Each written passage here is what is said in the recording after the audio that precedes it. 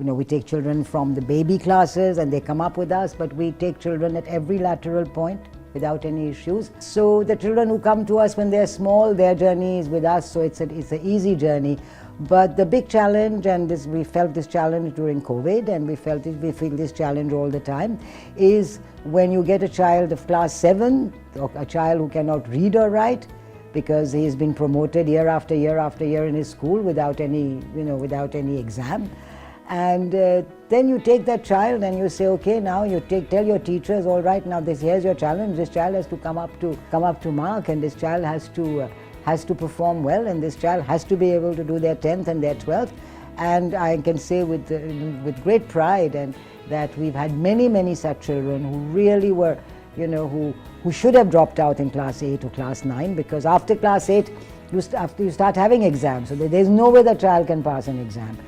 And we've had children also who we mainstreamed a lot of children, because when we find that the child is 7 or 8 or 9 and roaming the street and all, we try to talk to the parents, we get the child in, we make him ready for the class according to his age. You don't want to send an 8-year-old to class 1, so you've got to get him ready, and then you go and negotiate with the school and get him pushed back in school.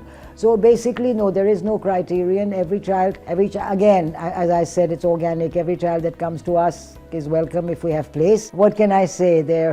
I think the powerful impact has been all the children who are doing exceedingly well, who should not have done well because they had a very poor start in life. It's the child who's finished his studies, who is today working, a child who's in the army, a child who's a chartered accountant, a child who's working in films, a child who's a journalist and working in the media. It's all the success stories, and all the success stories of all the Project Y teachers who are ex-alumni. I mean, they're all wonderful teachers who have been with us as students. You have the case of a little girl who comes in class, she's never been to school, comes from the village, and then suddenly, you take her in, and suddenly you see her over the years. And last time I met her, I said, oh, but you've done your MA, congratulations. And she says, ma'am, I'm going in for my PhD now. I think we could have an entire movie, or even more than that, based on the success stories of Project Y. A lot of people feel that if I'm not around, Project Y will not continue. I really don't know. I mean, first of all, it's already a challenge to keep it's already it's been a 24/7 job for me for the last 25 hours to just, as I said, just keep ahead of, just paying the bills for the month. I mean, just keep ahead of that. And now we are in a little more comfortable position, but it's been a challenge. And so there were two things. One was that I wanted a project which was big enough and small enough for me to be fully involved in it. I felt that my personal involvement was very important for the team, for the children, for everybody to know that, here's the person who is not the person who's created that, is not some person sitting in an ivory tower or something, but it's somebody you can relate to. It's Mamji you can talk to. It's somebody who's there for you. And I felt that if I went pan-India, first of all, I don't travel, so going pan-India for me is, but even creating more centers, I could have created more centers in Delhi. But the challenge, obviously, of just keeping this one going is so huge that I didn't feel I had the bandwidth to do it. Let me be very honest about that. And I did not want, I don't want to franchise it or something. I want the project to be something that is mine, that I can, look after and care for, and ensure that it respects all the things that I want it to do. जैसे हर बच्चे के लिए मैं सपना देखती हूँ, जो बच्चा आता है, जो भी उसका सपना होता है, मैं हमेशा अपने बच्चों से बोलती हूँ कि खूब बड़ा सपना करो, आप इतना बड़ा सपना करो कि वो लगे कि मुमकिन भी नहीं हो सकता है, और वो जाके सपना ज़रूर मुमकिन होगा.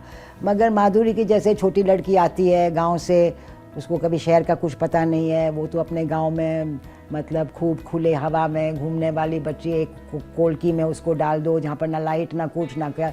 मगर वो बच्ची, जब वो ऐसे बच्ची आती है, फिर उसको सपना होता है कि मैं स्कूल जाऊँ, मैं भी यूनिफॉर्म पहनूँ, मैं भी सब बच्चों के लिए बस्ता लेके जाऊँ. और धीरे धीरे वो बच्चे के भी भावनाएं बढ़ती रहती हैं, उस बच्चे के भी सपने, नए सपने होते रहते हैं, और फिर हम उन सपनों को सींचने के लिए रहते हैं पीछे उनके. तो माधुरी ने पहले अपना अपना स्कूलिंग ख़त्म करा, फिर उसके बाद उसने बोला मैं बीए करूँगी, तो वो भी करा उसने, बच्ची ने करके। फिर वो एमए करूँगी, वो भी करा, और फिर अब मुझे बोलती है मैं पीएचडी करूँगी। आप मेरे से पूछते हो कि क्या मैं उसके बारे में ये सोच सकती थी, और मैं आपको बिल्कुल विश्वास से बोलूँगी कि मैं हर बार हर बच्चे के बारे में सोच सकती हूँ कि जो भी उसका सपना है वो पूरा होगा, अगर वो सपना उसका असली सपना है उसके दिल के अंदर है। तो क्या मैं सोच सकती थी वो पीएचडी करेगी, ये तो मुझे नहीं पता है, मगर इतना मुझे पता है कि जो बच्चा प्रोजेक्ट वाई के द्वार के अंदर आता है तो वो सपने लेके आता है, और जब वो हमको जब जाता है तो वो सपने पूरे करके जाता है।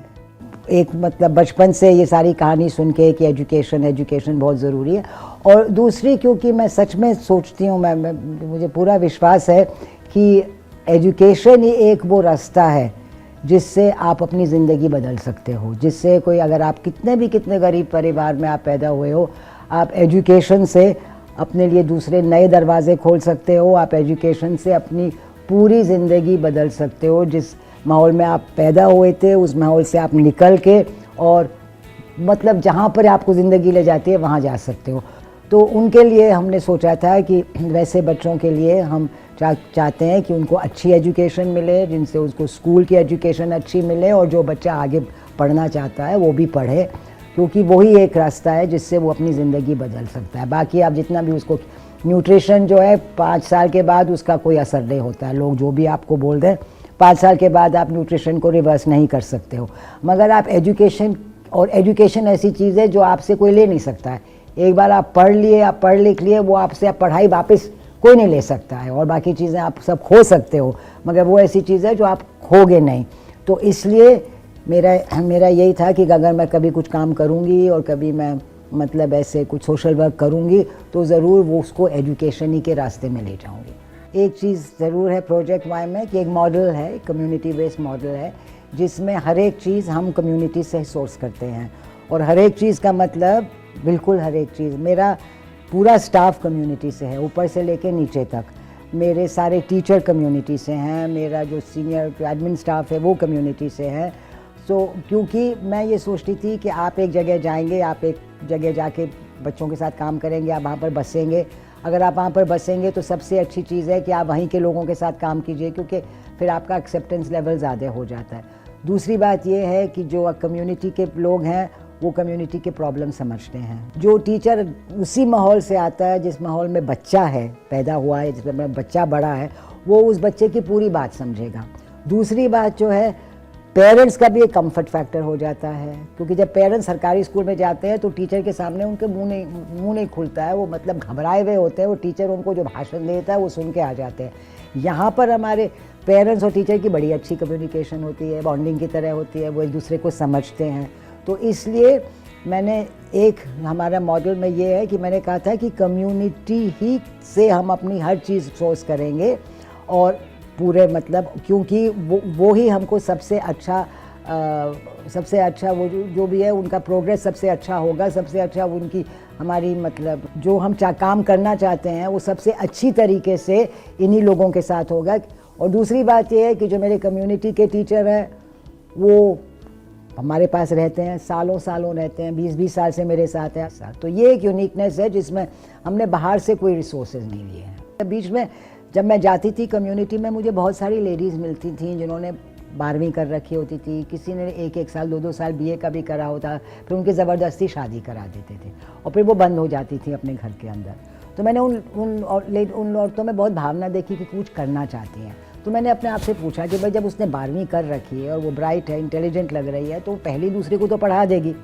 तो ऐसे करके ना हमने मतलब फिर कम्युनिटी से फिर लोगों को पता लगा, फिर एक बार लोगों को पता लगा कि हम लोग एम्प्लॉय करते हैं, फिर लोग आए हमारे पास।